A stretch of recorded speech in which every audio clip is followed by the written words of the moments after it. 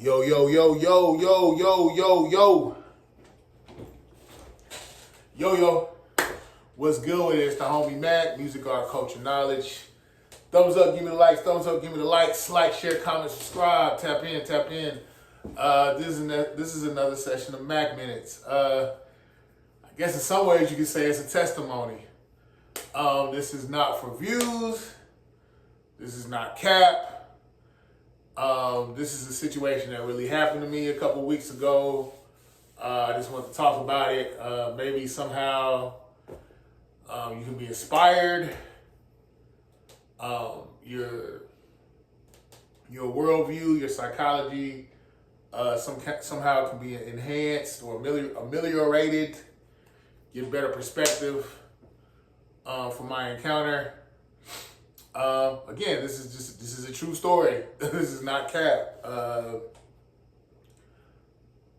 So I was headed home.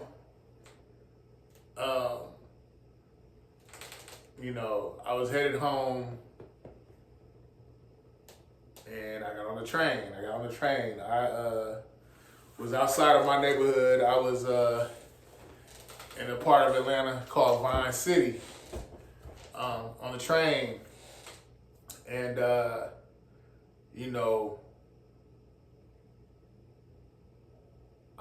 it's weird. I guess this is somewhat cathartic, therapeutic, because now like I'm reliving a traumatic situation. On the train, and a young man. I don't like using the term YN. But a man that probably was anywhere from 18 to 20. He may not even been 20. He might have been 19, maybe 18, 19. He asked me if he could use my phone. Now, mind you, train station, specifically MARTA. I'm in Atlanta, MARTA. It goes down. People get guns drawn, people get robbed, people get jumped, and a lot of this happens indiscriminately. I've seen and heard stories of people asking, hey, can I use your phone? And you're like, okay, yeah, just make a phone call real quick, and then they run off with it. So when this young man asked to use my phone, in my mind, I'm thinking, okay, I've seen this play before. The kind, the kind understanding part of me wanted to give him my phone, but something just reeled me back in. I guess it was God. Something reeled me back in. I felt his energy, and his energy felt really hazy. It felt like there's like this ulterior motive. Like his intent just didn't feel pure. And so I tell the young brother, nah, I'm not. I gotta get to the crib. I'm not letting you use my phone. And so he crashes out, loses it. Man, all these bees. I'm trying to clean up my my presentation on YouTube. They've been taking away some of my views because of my language. So I'm trying to switch up the language. He just yells, all these bees, man. I'm surrounded by all these bees and N-words. And I was like, yeah, man, tell me about it. It's wild out here. And he goes into an even deeper rage and is like, what you say? F you, N-word, F you, N-word. And I'm just looking at him like, I said, bruh, like, all this because I won't let you use my phone? And then he said, MFer, I'll air you out.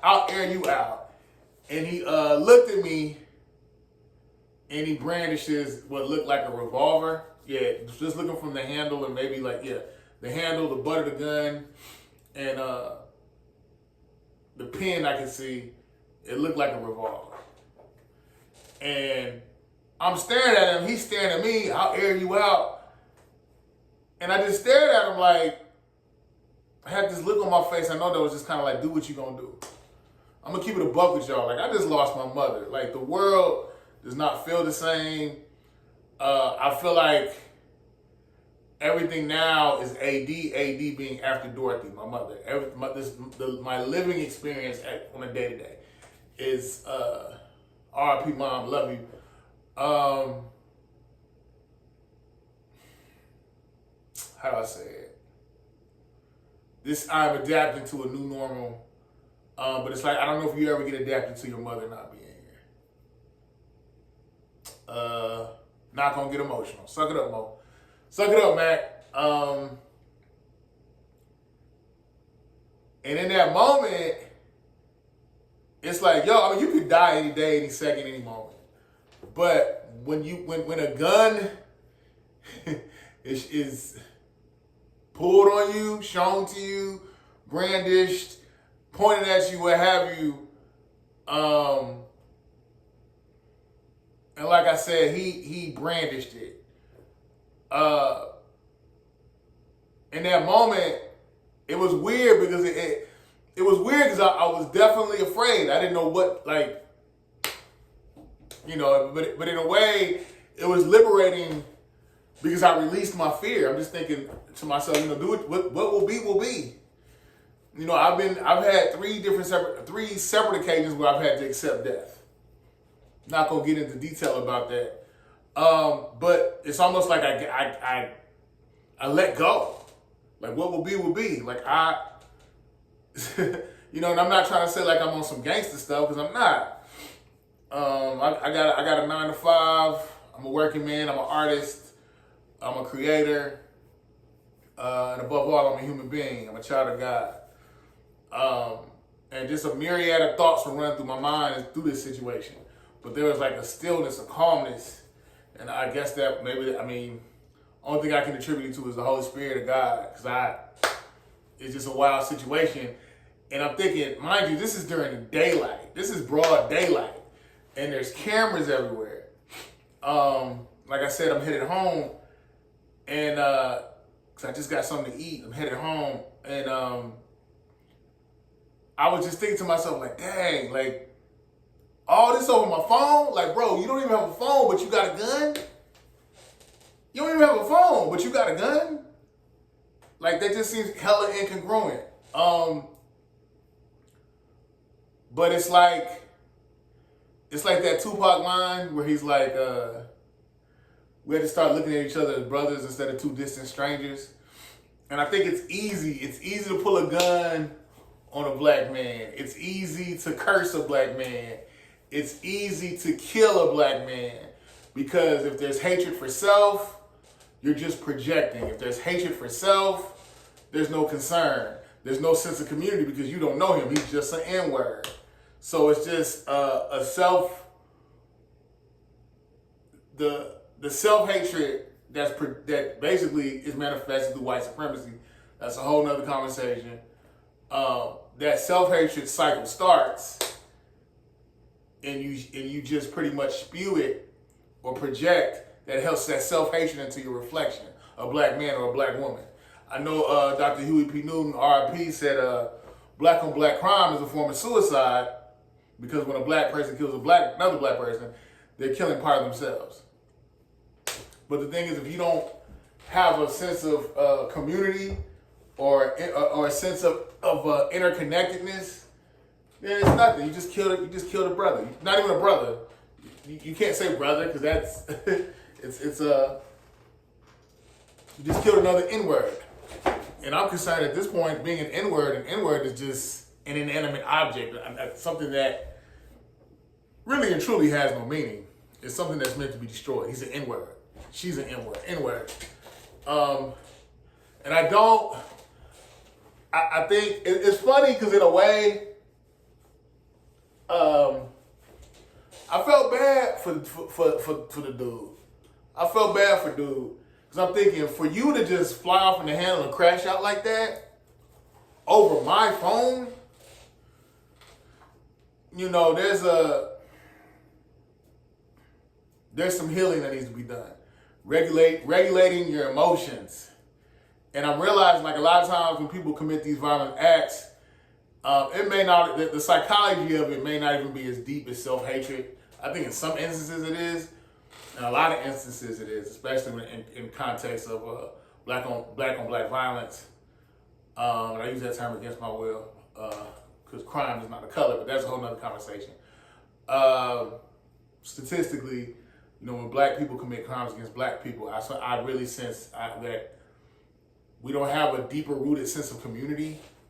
So we don't look at one another as allies. We don't love one another. If anything, we compete with one another. We project on one another. And we disregard one another. And I think Dr. Martin Luther King talked about the thingification of black people. And I think in the context he's speaking of greater society in reaction to white supremacy, taking away the personage or the humanity away from black people. But I'm saying with this thingification amongst each other, there's been such a long, protracted conditioning going on. White supremacy is on autopilot. I'll say it again. Through the conditioning of black people, white supremacy is on autopilot now. There's nothing new about the politics of white supremacy. Like, there's nothing new about it. I can't think of any new medium or new means. Like, it's the same stuff. And I think it's on autopilot. We do it. The politics of white supremacy have hypnotized us and conditioned us, and we spew that hate. We project that hate on one another. I think the healing comes in when you actually take a step back and reflect. Like, okay, why do I have so much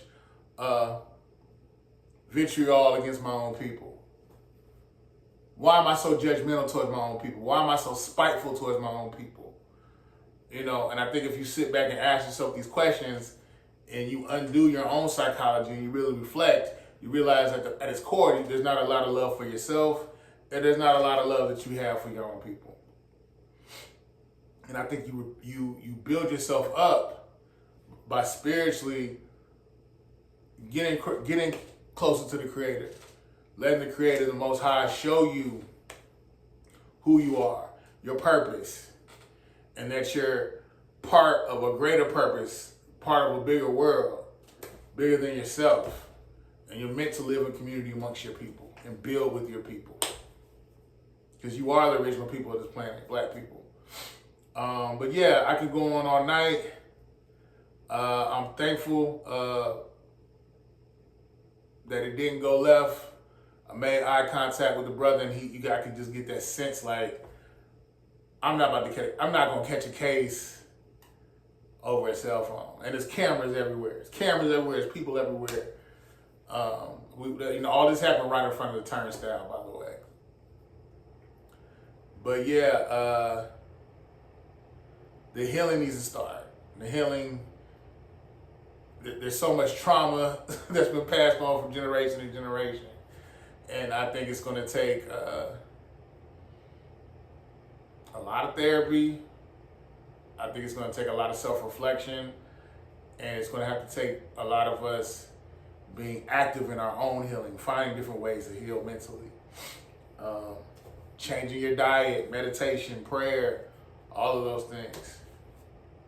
It's the homie Mac, man. Thumbs up, give me the likes. Thumbs up, give me the likes. Each one teach one. Peace and love. God bless.